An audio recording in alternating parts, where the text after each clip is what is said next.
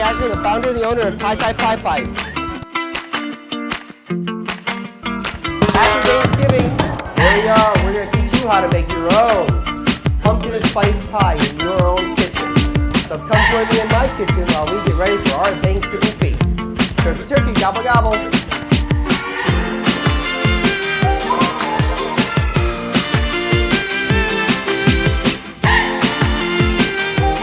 Okay, so now after we made a double crust dough, again we made 2 eggs at one time. Today because we're using a large can of pumpkin puree, we're going to make 2 pumpkin pies. What we're going to do is we're going to add in our flour, then we'll add in our sugar, and a bit of salt. Okay, we'll shake up. We have our butter. Next thing is we're shortening. This is going to be all our vegetable shortening. Now we do the pastry crust.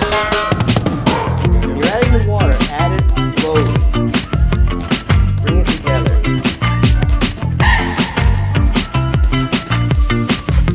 There we go. Get a plastic wrap. Put it in the fridge.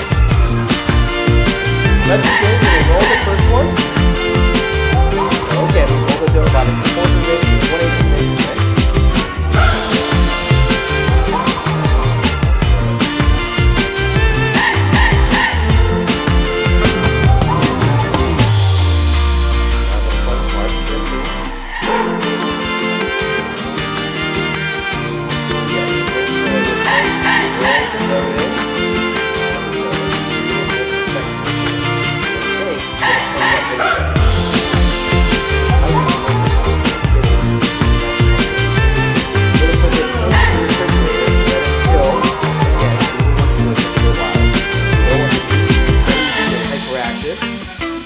Let's wrap it with a quick plastic wrap on top. Alright, in the fridge for a little while we're doing the filling. Now, the fun part, making the pumpkin pie filling. The first thing you always do is mix in your dry ingredients. You have your sugar. The next one, again, you're going to put a pinch of salt in. And then this is the key to any pumpkin pie. Ginger, some cloves. And then what we do is take the whisk and use later. Mix it up so it's all evenly spread. Okay, now what we're going to do is crack our eggs, whip them up, and then add the pumpkin puree into that. We have 4 eggs in this one. Also whip them up. Here we go. Now we add the pumpkin. Now what we do here is mix up the pumpkin and the egg.